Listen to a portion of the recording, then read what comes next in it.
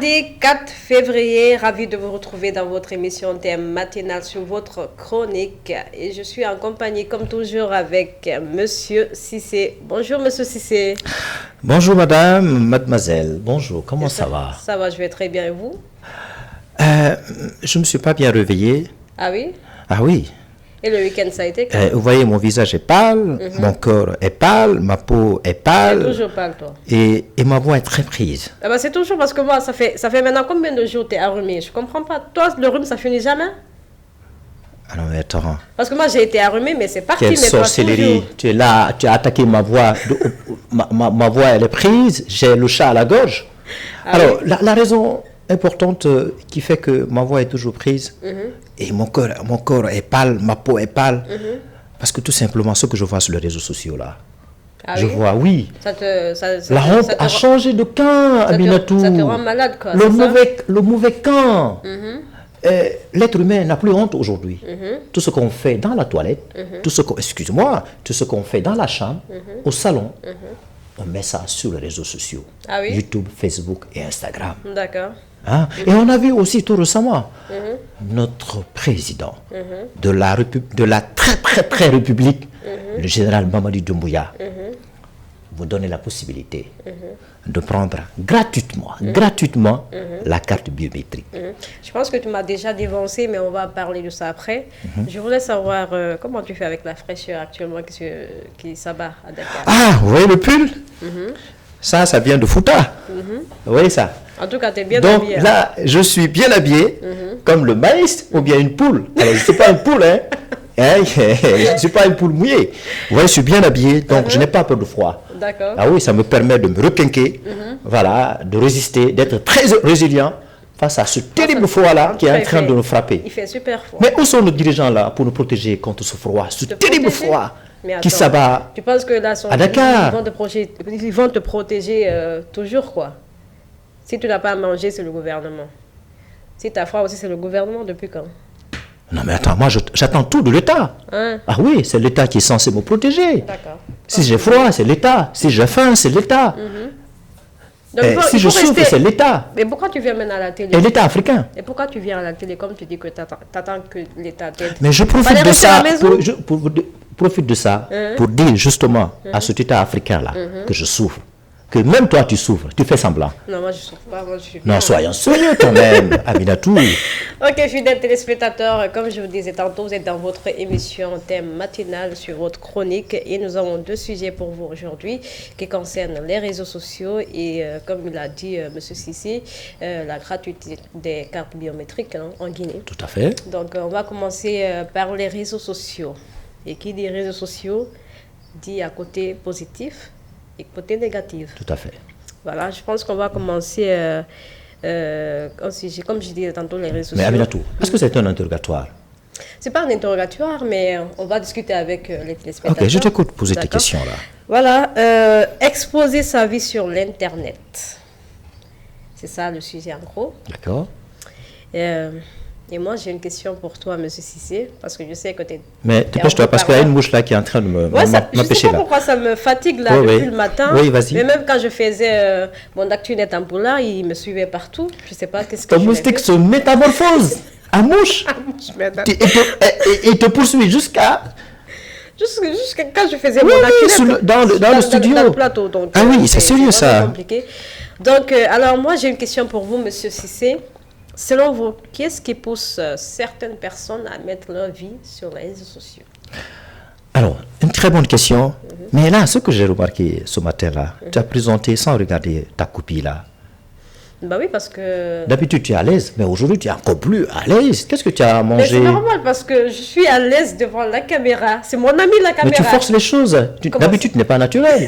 Tu parcurises les choses pour venir devant et impressionner le public. Ça ne marche pas. Hein? Oui, alors, je réponds à ta question. Il m'attaque là, c'est pas bien. Ce n'est pas une attaque, c'est une vérité. C'est une évidence. Alors, c'est une très bonne question. Malheureusement, c'est un problème aujourd'hui, une réalité sociétale à laquelle la société elle-même, pour faire la tautologie, elle-même est confrontée. Quand on voit aujourd'hui l'être humain, les personnes, les hommes et les femmes, et qui est-ce qui a commencé? Est-ce les femmes ou bien les hommes? Franchement. à exposer leur vie privée sur les réseaux sociaux. C'est vous, les femmes. Je pense que c'est les femmes. Hein. Ah oui? Ouais. Ah, vous le connaissez? Je pense, j'ai pas dit que c'est ça, je dis je pense que c'est les femmes. Ah, vous n'êtes pas féministe? Vous ne défendez pas l'intérêt des femmes? Enfin, C'est sérieux ça. Ah, pour une fois, une femme donne raison à un je pense homme. qu'il faut dire la vérité. Hein. Merci de C'est me vrai donner. de dire la vérité. Merci de m'accorder ce chapeau-là. Il y a Merci pas de beaucoup. souci. Je réponds à ta question. Alors, quand on voit aujourd'hui, c'est dommage de voir nos vies privées. Depuis l'avènement des réseaux sociaux, je ne sais pas depuis quand, et quand on parle des réseaux sociaux, tu l'as dit, YouTube, Facebook, Instagram, TikTok surtout. TikTok, surtout en particulier, on nous voit nos vies privées. Notre intimité se trouve sur ce réseau social aujourd'hui. Ce qui se passe dans la toilette, excuse-moi, au salon, ça se trouve là-bas. La conversation qui se passe entre toi et moi, entre un ami intime, entre ma maman, entre mon père, ça se passe sur les réseaux sociaux. Alors, qu'est-ce qui nous pousse à faire cela? Est-ce notre raison ou bien notre émotion? Je pense que à la place de la raison, il y a de l'émotion. D'accord. Il y a l'émotion aujourd'hui qui nous pousse à agir de cette manière-là. Moi, je pense que l'importance des réseaux sociaux, n'importe lequel, c'est de pouvoir communiquer D'accord. avec ses proches, avec ses amis, avec ses camarades, avec ses amis professionnels. Et par ailleurs, tu as tes amis, par exemple, aux États-Unis, en France, Ou en même la Chine, famille. en Guinée, hein, à New York, le pays de Donald Trump, au Sénégal, le pays de Diomaye, et le pays de Sonko, et de Abdelwad, Maki, Abdou Diouf, le pays de la France, il y a Giscard d'Estaing. Donc quand tu veux discuter avec les amis qui se trouvent dans ces pays respectifs que je viens de citer, on peut utiliser le réseau social. On peut utiliser les réseaux sociaux, YouTube, Instagram et Facebook. Voilà l'avantage que l'on peut tirer de ce réseau social. Donc, avec toi, on va parler des inconvénients. Il n'y a pas de souci. Voilà, j'ai déjà une question par rapport à ça. Comme tu as déjà répondu la première, je pense qu'on va attaquer directement la deuxième question. Pouvez-nous dire quels sont les avantages et les inconvénients des réseaux sociaux? Ok. Alors, je t'accorde ce lapsus-là. Inconvénient, tu mélanges tout là. Ouais, ça arrive. Réveille-toi. Hein. Ça arrive, ça arrive. Alors, moi, je ne commettrai jamais un lapsus. On verra bien. Oui, parce que je viens de l'académie, un membre de l'académie française. Ah bah, pourquoi pas africaine? Bah, je ne sais pas. Allons-y. Alors, l'inconvénient, alors, quand on décide volontairement de mettre sa vie privée sur le réseau social, que ce soit sa photo ou bien une vidéo de soi, on met ça sur le réseau social, notamment TikTok, tu viens de le dire.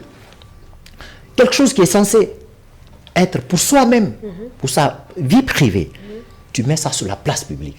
Vraiment, ça porte atteinte à la pudeur. D'accord.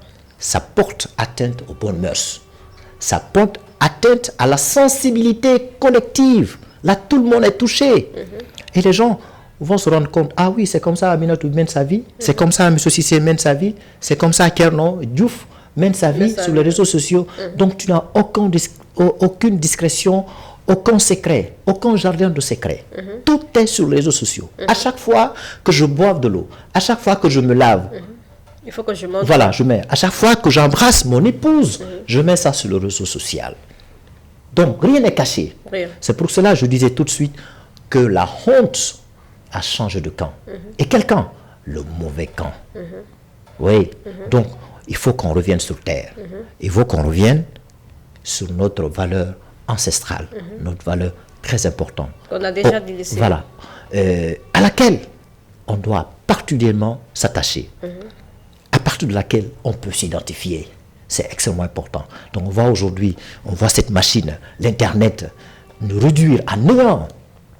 Hein, et détruire cette valeur importante-là, à laquelle nos ancêtres, nos aïeux, arrière-parents étaient attachés. Nous, aujourd'hui, cette génération du 21e siècle, on s'en débarrasse complètement. On a tout délaissé. Donc, on n'a pas de repère.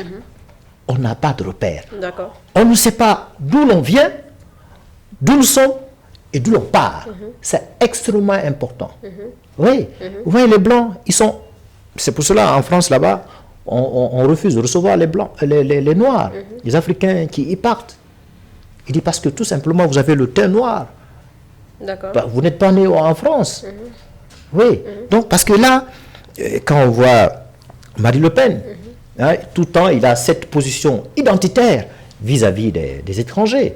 Donc, on peut voir ça par un mauvais œil. On peut voir ça, oui, elle est raciste. Mais, quelque part, elle est attachée à sa valeur. Elle est vraiment attachée à sa valeur. Donc, pour autant, nous les Africains, il ne faut pas que nous ayons le complexe. Il ne faut pas que nous ayons la honte de rester fidèles, de rester attachés à notre valeur ancestrale. C'est extrêmement important. Ok, M. Cissé, mais je pense que vous avez juste touché le côté positif, enfin négatif des réseaux sociaux. Est-ce que vous pouvez nous dire quels sont les côtés positifs, pardon? Je crois que vous avez parlé des côtés négatifs, je voulais dire. Maintenant, est-ce que vous pouvez nous dire quels sont les côtés positifs par rapport aux réseaux sociaux? Réseaux sociaux. Alors, je le disais tout de suite là, le réseau social, Facebook, Messenger, je l'utilise pour appeler ma maman, mon père, s'il se trouve à l'étranger. Ou bien si je n'ai pas de crédit, mais j'ai le pass, j'ai la connexion, je peux t'appeler via Messenger ou bien WhatsApp. Il y a un autre avantage que l'on peut tirer. On peut se faire de l'argent à travers les réseaux sociaux en utilisant le e-commerce, la vente en ligne. Je suis à la maison. Voilà, je suis à la maison, je peux utiliser le réseau social WhatsApp. Je crée un groupe, j'ouvre un carnet d'adresses dans lequel il peut y avoir 100 ou 200 personnes. Donc mes amis là, mes camarades là, moi je peux aller à Dubaï par exemple, je peux aller à Sandaga, je peux aller au marché Madina, je peux aller en Côte d'Ivoire, acheter les produits là-bas, venir les proposer à mes amis, à cette communauté là, et je me ferai de l'argent, même en étant chez soi. Il y a aussi le télétravail.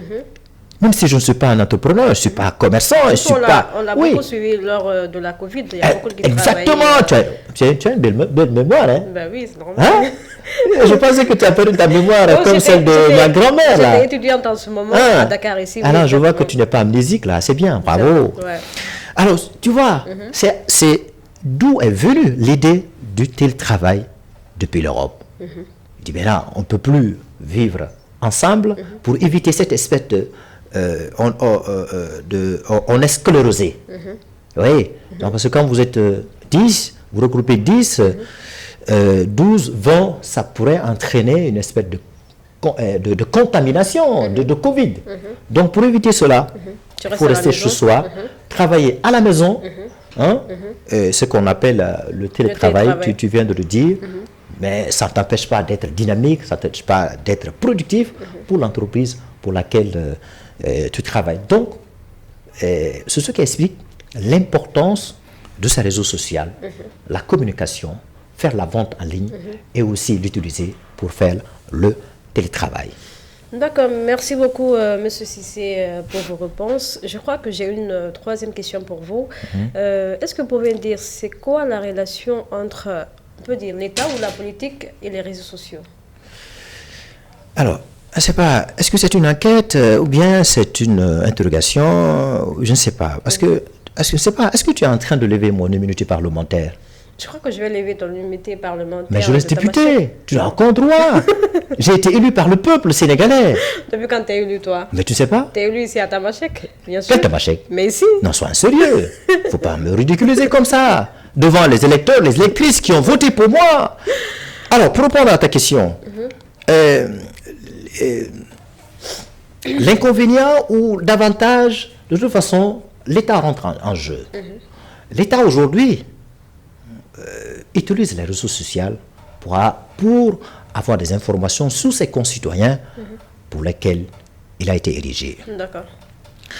Alors, l'importance de ça, l'État peut utiliser les réseaux sociaux, YouTube, Facebook, parce que tout le monde, quasiment tout le monde, les 8 milliards de personnes sur la planète terrestre, il faut le préciser, toutes ces personnes-là utilisent les réseaux sociaux. Sauf peut-être ton grand-père. Même ceux qui sont au village actuellement, ils ont la connexion, ils sont tout le temps en ligne. Je ne savais pas. Ils sont tout le temps en ligne. Voilà.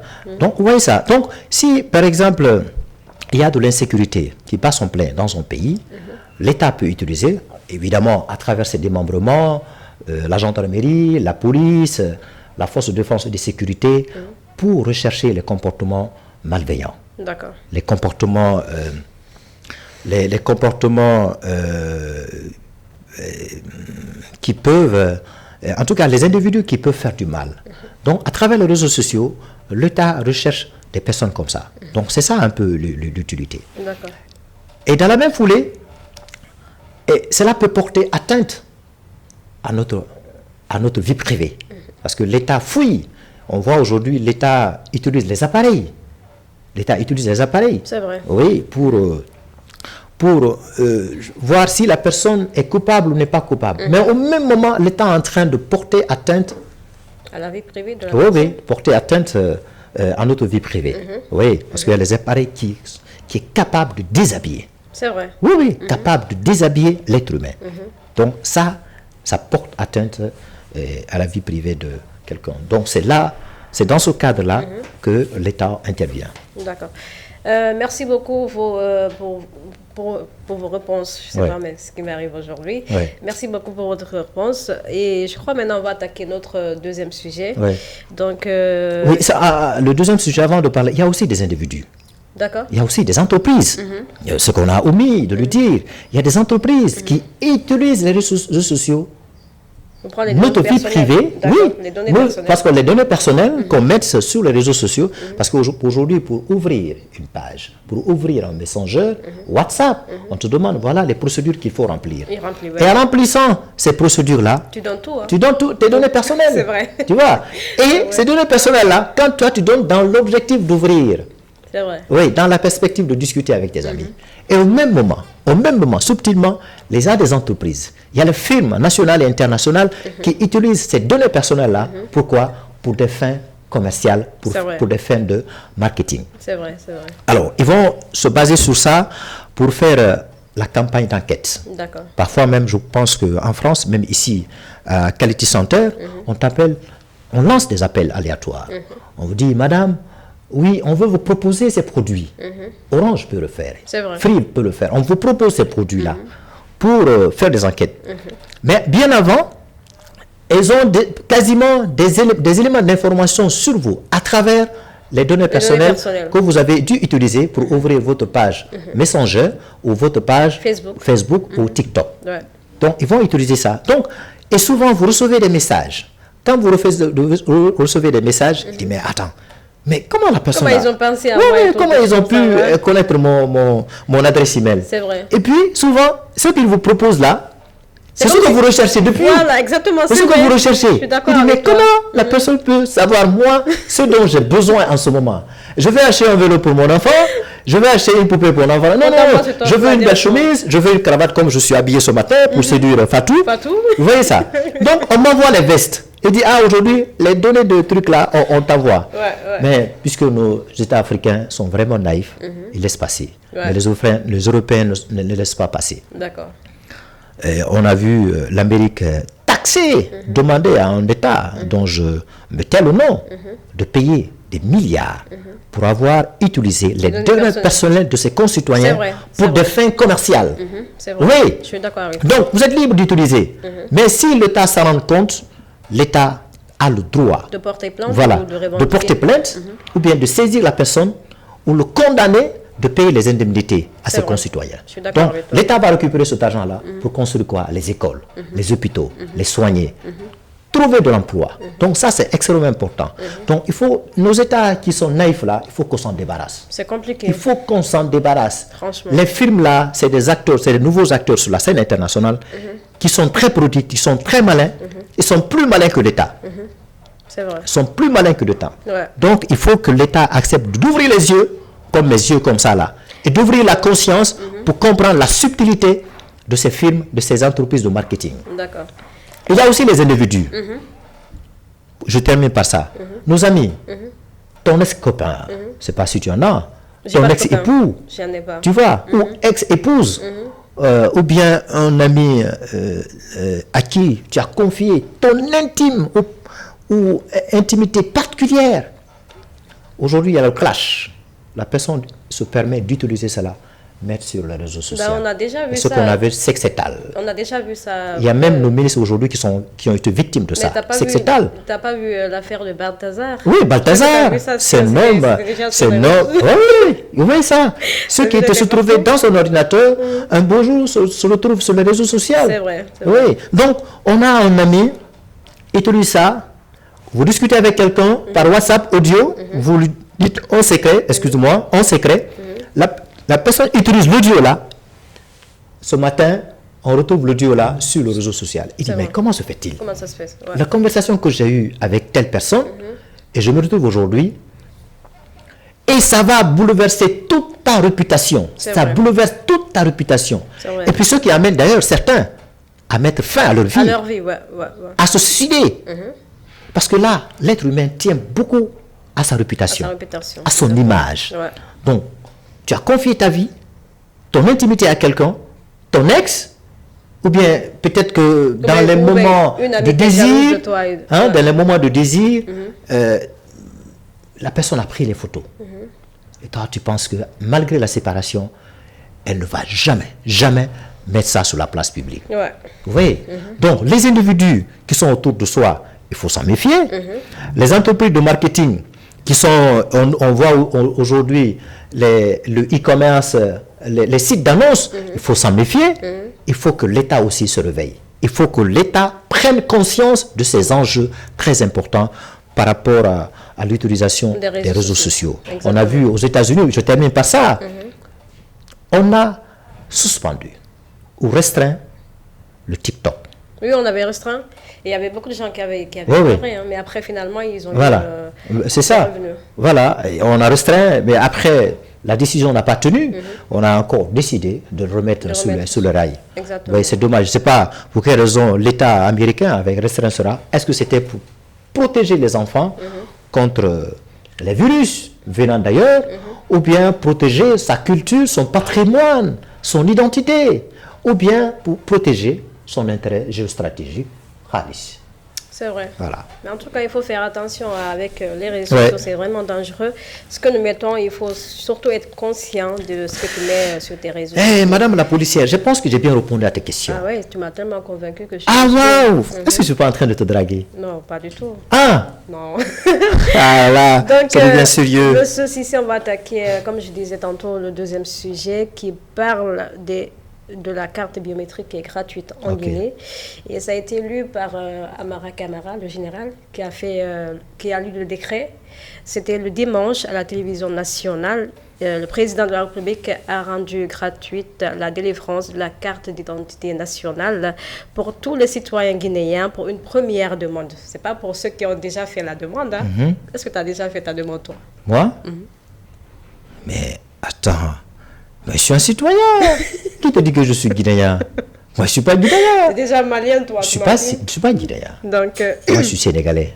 Ouais. Tu comprends? Ouais. Voilà. Je continue, M. Cissé. Les conditions et les modalités d'application de la gratuité de la carte d'identité nationale biométrique seront déterminées par arrêté conjoint des ministres en charge de l'administration du territoire et de la décentralisation de la sécurité et de la protection civile des affaires étrangères, précise le décret.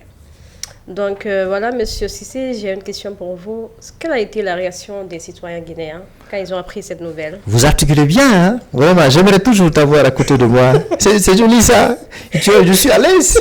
Hein? Alors, les réactions, tout le monde a été, certains ont été ébahis, surpris de voir soudainement cette décision prise par notre général très République. De paradis. Ça a été très long. C'est le général du paradis. C'est le paradis. Ah oui, c'est le paradis, c'est le général du paradis. Voilà, où il y a tout, où on ne se plaint de rien. Ouais. Alors, lorsque les Guinéens ont vu à la télévision, au moment de JT, le journal,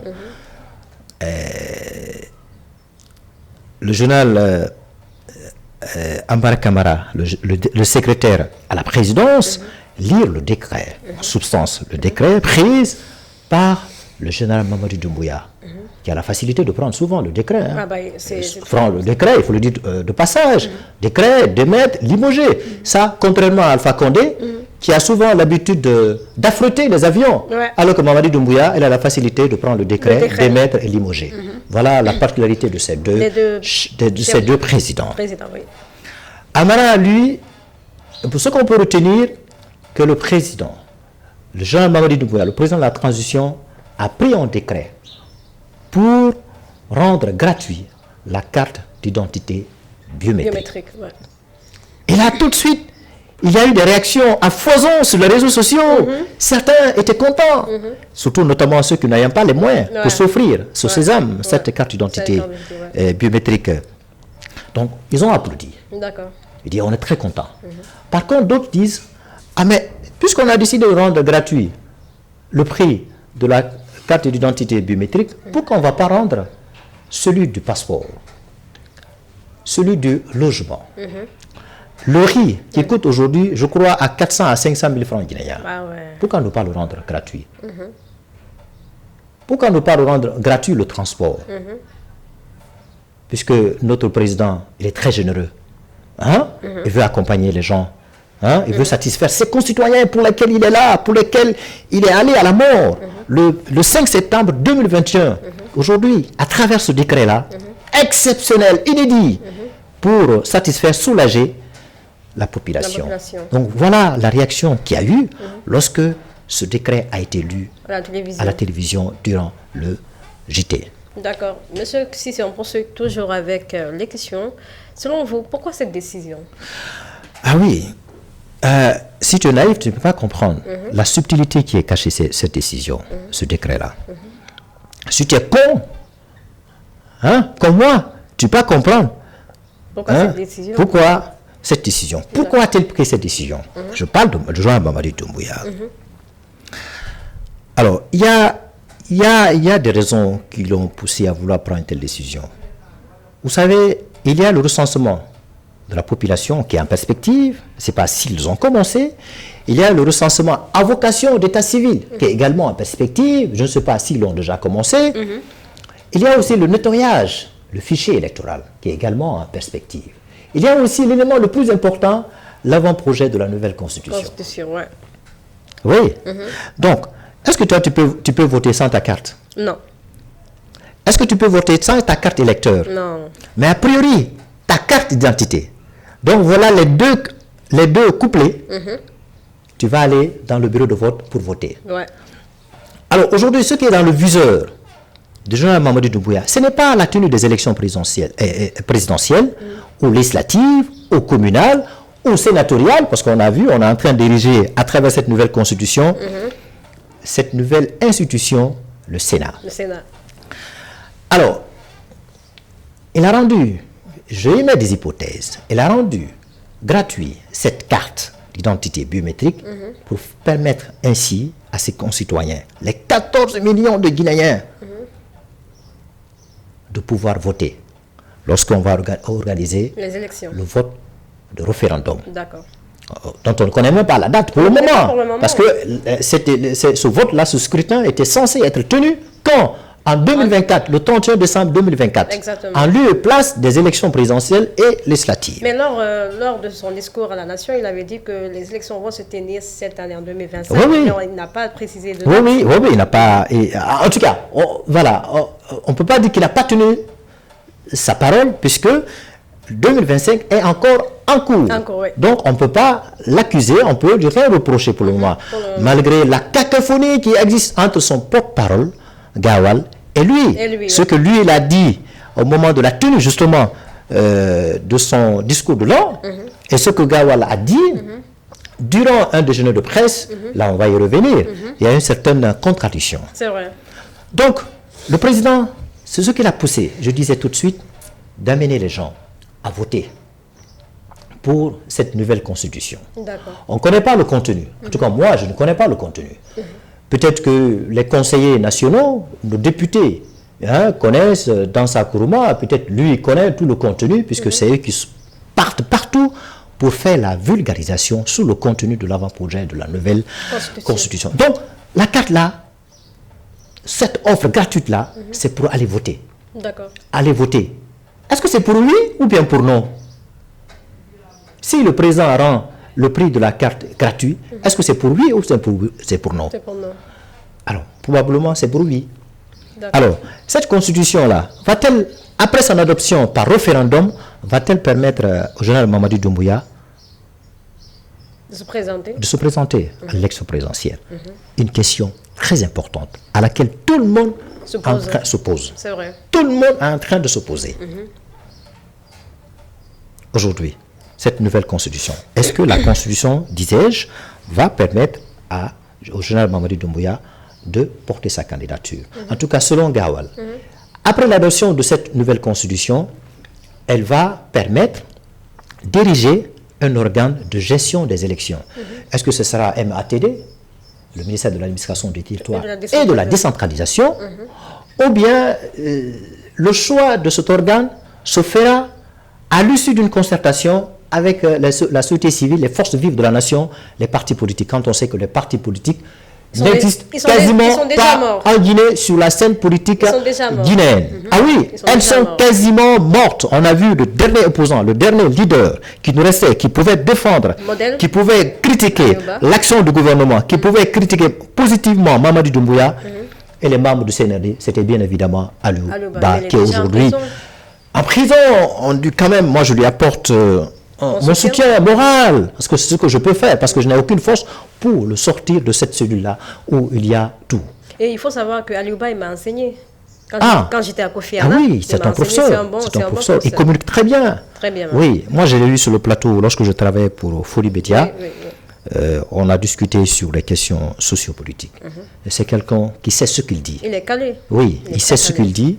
Il a même sorti des ouvrages, je crois 2 ou 3 ouvrages. Non, il avait sorti, je crois, c'était un. Oui. Mais apparemment, là où il est en prison, il est en train d'écrire aussi un autre ouvrage. Ok. J'aurais appris.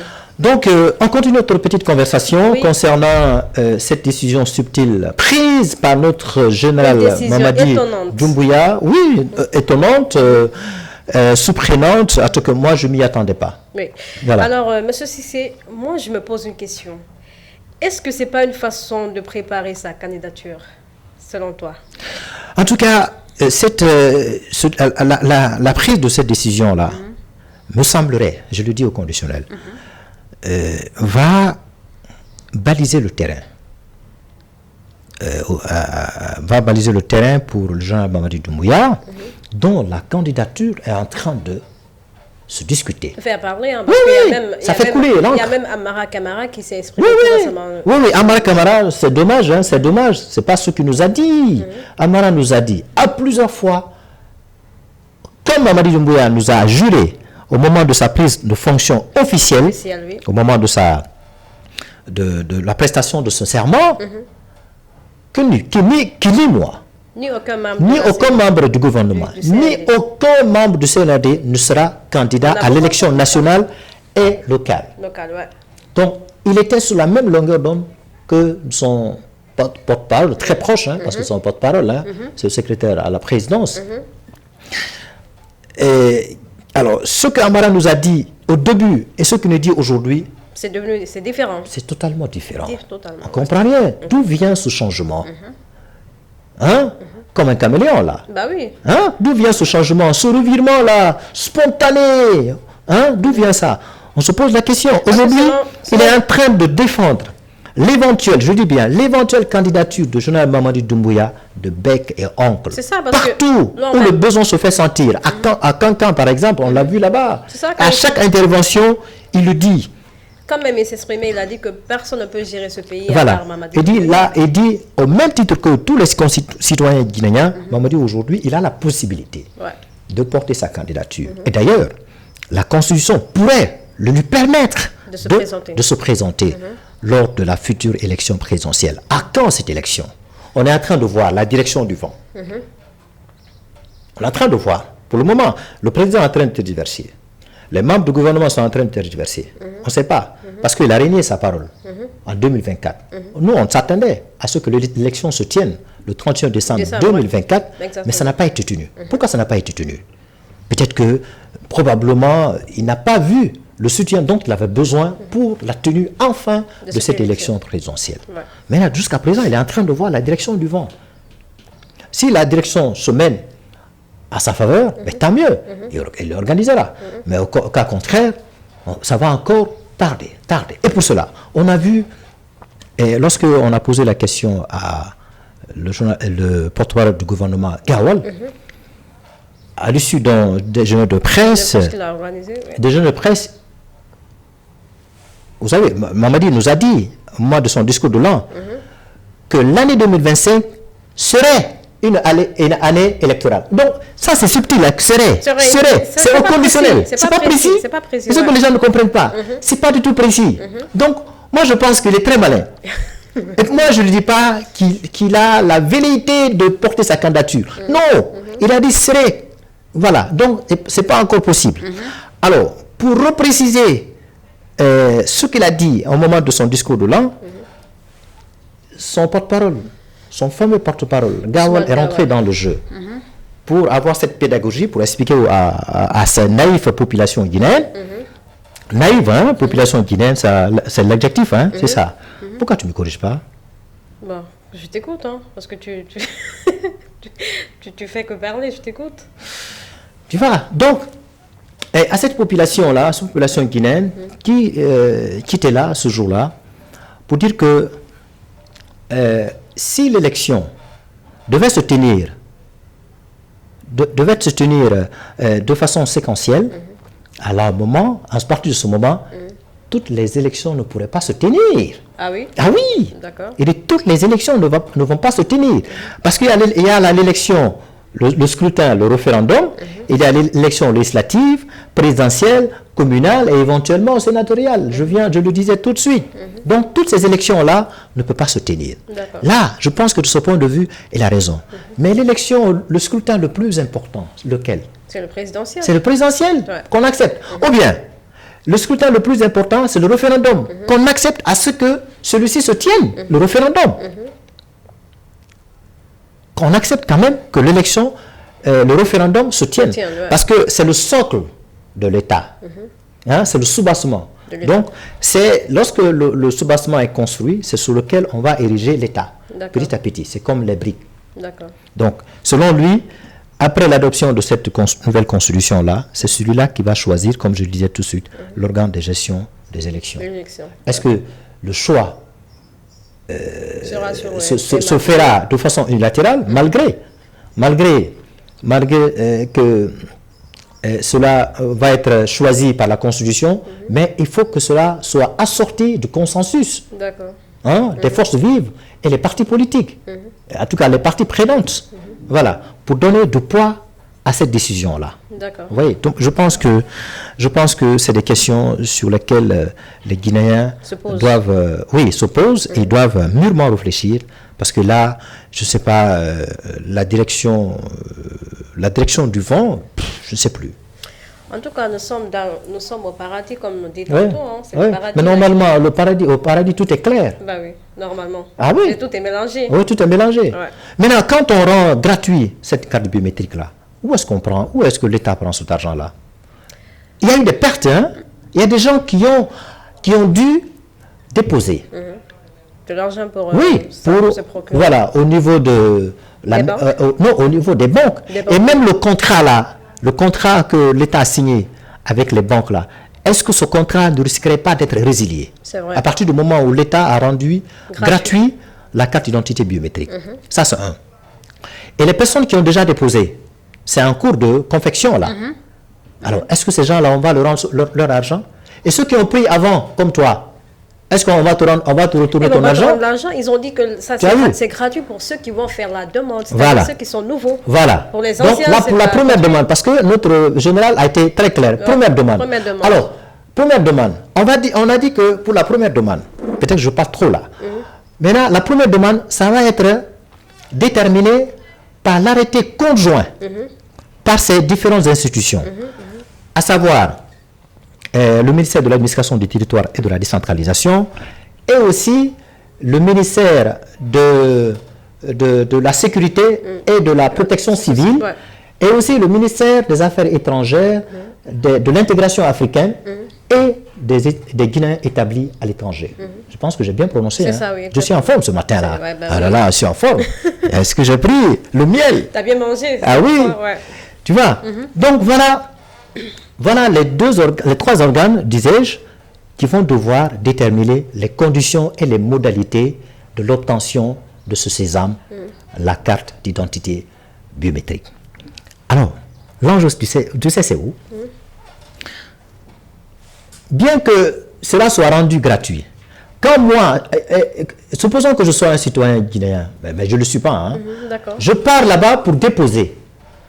Est-ce que là-bas, il y a des agents là-bas, au niveau de la mairie, au niveau de la police, au niveau de la...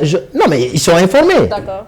Est-ce qu'ils ne vont pas me soutirer de l'argent? C'est ça, j'avais même une question par rapport à ça. Est-ce que même cette délivrance sera totalement gratuite? Parce que, comme on le sait, la Guinée, on le sait. Est-ce que le journal il est dans les secrets de Dieu pour contrôler systématiquement tout ce processus-là avant l'obtention de cette carte? Voilà, cette carte. Pour savoir, est-ce que moi, ma décision, moi le général, ma décision est respectée? Est-ce que le décret que j'ai pris, en toute conscience, est respecté par les organes auprès desquels la carte-là est prise? C'est ça. C'est une grosse question. C'est pas clair. Parce que ce pays-là est gangréné par une espèce de corruption. C'est clair. Oui. Même pour avoir, comment dire, une extrait naissance, tu vas dépenser. Oui, tout le monde peut avoir son pot de vin là. C'est vrai. Il y a la corruption. Que ce soit petit ou grand, chacun veut avoir, malgré la décision des autorités hiérarchiques. Donc ça, franchement, il faut que vous soyez sûr, il faut que vous soyez gentil, il faut que vous soyez vraiment responsable. Responsable. Vous voyez ça? Pour ne pas arnaquer les pauvres citoyens. C'est ça. Parce que tu peux aller là-bas, tu n'as rien sur toi, tu viens, tu es content, tu dis, ah ouais, je vais avoir ma carte. C'est ça, c'est une mission de service public. Or, une mission de service public, elle est gratuite. C'est vrai. On est là, l'administration, elle est là. Elle est là pour ses concitoyens. Elle est là pour les administrés.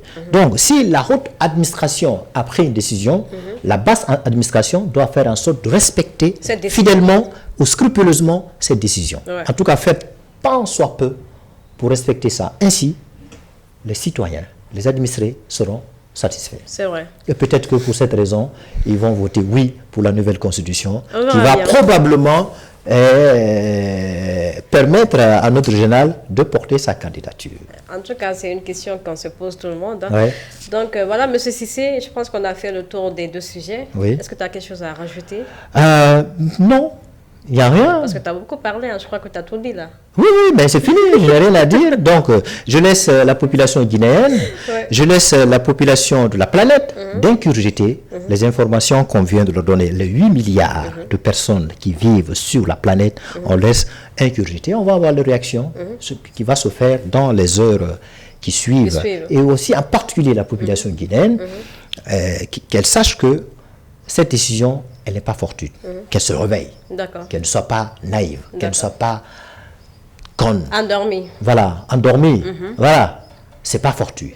Oui, certains vont dire, ah oui, on n'a pas de choix, parce que c'est le pouvoir militaire qui est là. Je crois qu'on a toujours le choix. Hein. Voilà. On a toujours le choix. Tu vois, donc c'est compliqué. On a vu tout récemment la décision, le rapport qui a été publié par les Nations Unies, qui a été sollicité par le gouvernement. C'est un sujet sur lequel on devrait débattre. Oui, on n'a pas eu le temps. Voilà, on va y revenir parce que le temps ne le permet pas. Tu as parfaitement raison. La télévision, c'est le temps. C'est de là. Parce que toi, tu parles trop, donc il faut... je me tais parce que je ne veux pas discuter comme ton grand-père Ahmed Sektouré. C'est un gros bavard. Voilà, fidèles téléspectateurs, j'espère que vous avez compris les deux sujets qu'on a débattus aujourd'hui avec M. Cissé sur le plateau de Tamashek. Merci à tous de l'avoir suivi. Surtout, n'oubliez pas de nous regarder sur YouTube, de liker, de vous abonner parce que c'est très important et surtout de partager. On se retrouve demain, Inch'Allah. Portez-vous bien. Au revoir.